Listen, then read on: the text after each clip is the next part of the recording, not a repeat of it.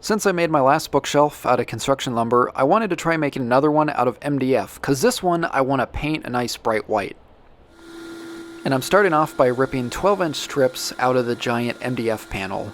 All the pieces in the bookshelf are going to be either 12 inches wide or narrower, and it's a lot easier to rip the pieces narrower once they're smaller pieces.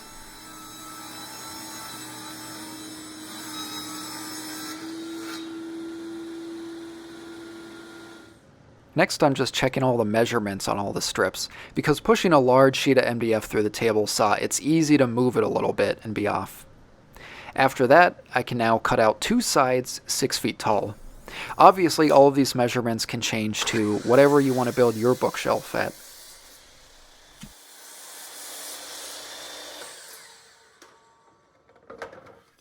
Oh, yeah, I need a new miter station. All of my shelves and support pieces are going to be 24 inches wide, so I cut out all of those in one go with the remaining MDF that I had. With those cut out, I marked out where the lower trim piece reaches on each one of the sides, because what I'm doing here is making the lower support flush with the top of the lower trim.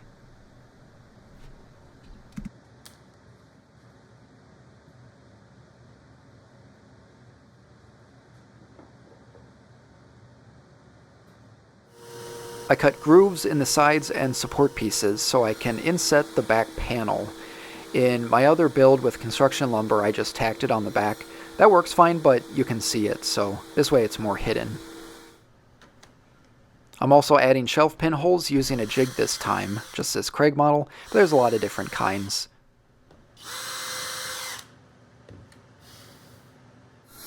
I cut the back panels out on the table saw, which was actually pretty difficult because this was really thin, so it kept flexing.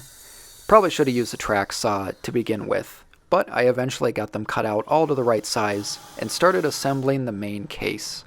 Now for the main case, I'm using some screws initially to attach the supports to the sides, making sure to remember to add the back panel in before continuing forward with more supports, because you won't be able to add it later. I then reinforced the entire case with some dowels. I didn't feel like the screws alone would necessarily add the best strength to this, so just putting them all the way through and flush cutting them.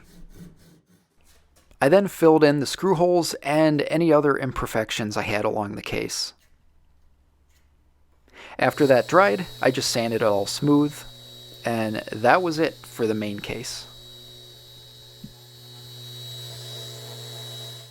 My next step was adding the base trim. Now this is just like trimming a house, and I did pretty much the same exact thing on my other video making the construction lumber bookshelf.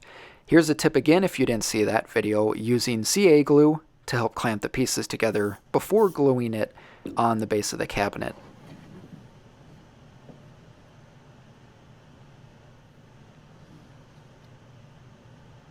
As you see, super easy to keep that nice crisp corner by putting them together first with CA glue.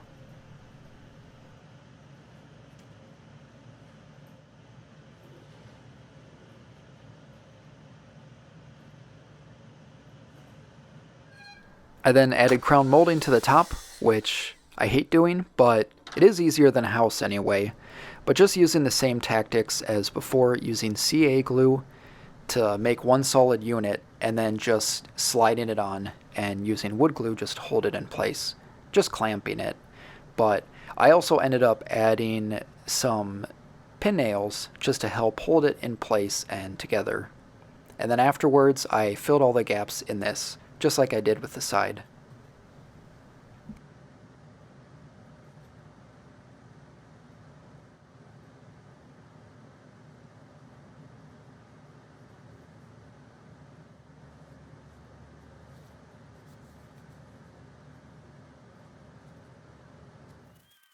Now it was time for painting, and I decided to try out spraying latex paint this time, which I've never done before. So my first attempt was a fail, and my second attempt was also a fail, because knew nothing about the right nozzle or sprayer or settings But eventually I figured it out and made it work with a sprayer that specifically said it was for latex paint. But after painting everything, I was all done and it was ready to go.